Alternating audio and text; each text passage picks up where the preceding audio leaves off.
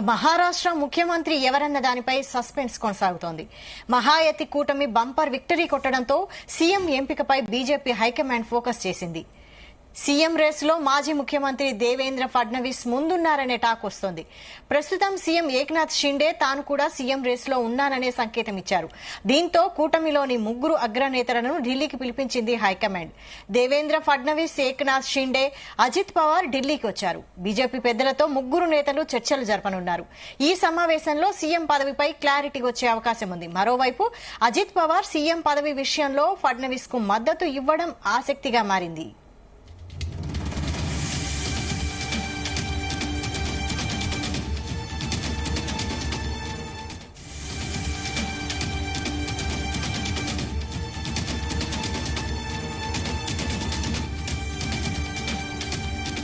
ఇదే అంశంపై మరిన్ని అప్డేట్స్ మా ప్రతినిధి శ్రీచరణ్ అందిస్తారు. శ్రీచరణ్.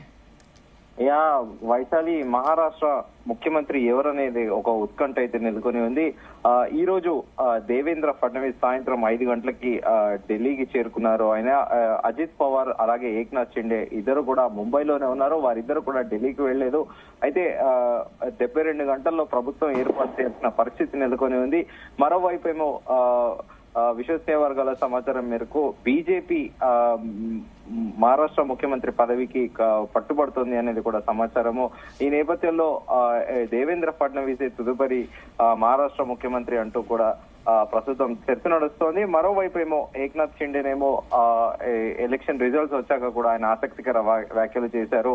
ఎక్కువ సీట్లు వచ్చిన వారికే సీఎం పదవి వరుస్తుంది అని ఎక్కడా లేదంటూ కూడా ఆయన వ్యాఖ్యానించడం. అనంతరం అజిత్ పవార్ దేవేంద్ర ఫడ్నవీస్ కి మద్దతు పలకడము ఇదంతా కూడా సర్వత్రా చర్చనీయాంశంగా మారింది. ఇప్పుడు మహారాష్ట్ర ముఖ్యమంత్రి ఎవరనేది కూడా ఆసక్తి అయితే నెలకొని ఉంది. అయితే మహారాష్ట్రలో తిరుగులేని విజయం సాధించిన బీజేపీ నేతృత్వంలోని మహాయుతి కూటమి ప్రభుత్వ ఏర్పాటుకు సిద్ధమైంది. కానీ ఈ రోజు సాయంత్రమే ఖచ్చితంగా ఒక క్లారిటీ వచ్చే అవకాశం ఉంది. ఈ రోజు సాయంత్రమే ప్రమాణ స్వీకారోత్సవం ఉంటుంది అంటూ కూడా విస్తృత స్థాయిలో ప్రచారం జరిగింది.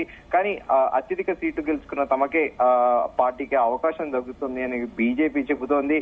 అయితే మిత్ర ధర్మాన్ని గౌరవించాలని at the same time Shiv Sena కూడా అంటోంది. అయితే మహారాష్ట్ర శాసనసభ గడువు మంగళవారం రేపటితో కూడా ముగుస్తుంది. గెలిచిన కూటమి 72 గంటల్లోగా ప్రభుత్వాన్ని ఏర్పాటు చేయాల్సిందే, లేదంటే రాష్ట్రపతి పాలన విధించే అవకాశం ఉంది. ఈ క్రమంలో ప్రభుత్వ ఏర్పాటుకు మహాయుతి వేగంగా కూడా అడుగులు వేస్తున్నట్లు కూడా తెలుస్తోంది. అయితే శివసేన కార్యకర్తలు మాత్రము ఏక్నాథ్ షిండేనే మరోసారి ముఖ్యమంత్రిని చేయాలని పట్టుబడుతున్నారు.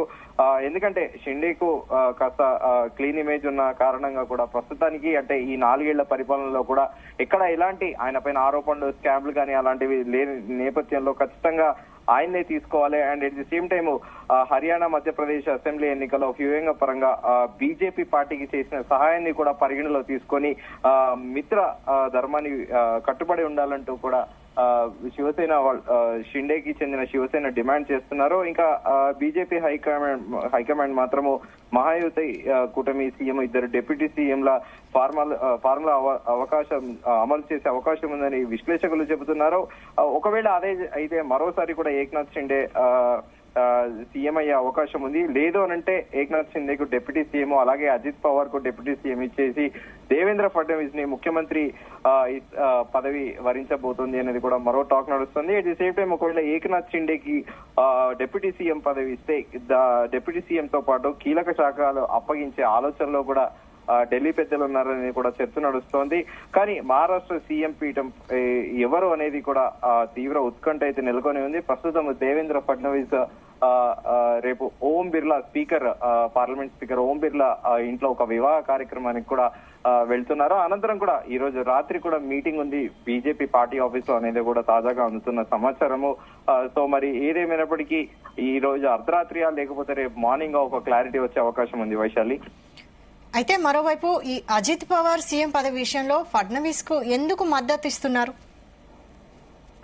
దేవేంద్ర ఫడ్నవీస్ కి ఫస్ట్ నుంచి కూడా ఇర్రెస్పెక్టివ్ అన్ని పొలిటికల్ పార్టీస్ తోని కూడా పొలిటికల్ గా రైవలరీ అంటే పార్టీ సిద్ధాంతాల పరంగా కూడా రైవలరీ ఉన్నప్పటికీ కూడా వ్యక్తిగతంగా దేవేంద్ర ఫడ్నవీస్ కి మహారాష్ట్రలో అన్ని పొలిటికల్ పార్టీస్ తోని అందరి రాజకీయ నాయకులతోని కూడా మంచి సత్సంబంధాలు ఉన్నాయి. అంటే ఎవరితోని కూడా ఆయన అనాయచితంగా ఆరోపణలు కానీ మనిషి వ్యక్తిగతంగా టార్గెట్ చేస్తూ కూడా ఎవరిని మాట్లాడలేదు. ఎప్పుడు కూడా పాలసీ మీకు అంటే తమ సిద్ధాంతం మేరకే తన సిద్ధాంతం పరంగానే అపోజిషన్ పార్టీ నాయకుల్ని కూడా ఆయన కామెంట్స్ చేసేవారు తప్ప వ్యక్తిగతంగా ఎవరిని కూడా ఆయన కామెంట్ చేయకపోయేవారు. ఈ నేపథ్యంలో స్వతహానే ఇటు అజిత్ పవార్ తో పాటు శివసేన ఇలా అన్ని పొలిటికల్ పార్టీస్ కాంగ్రెస్ వాళ్ళతోని కూడా ఆయనకి ఒక గౌరవం అనేది ఉంది ప్రతిపక్షాలతోని కూడా. సో ఈ నేపథ్యంలో అజిత్ పవార్ కూడా ఖచ్చితంగా Devendra Fadnavis at the same time educated అలాగే వెల్ మెచ్యూర్డ్ పర్సనాలిటీ అంటూ కూడా ఆయనకు ఒక కితాబ్ కూడా ఇస్తారు పెద్ద పెద్ద నేతలు. సో ఈ నేపథ్యంలో అజిత్ పవార్ కూడా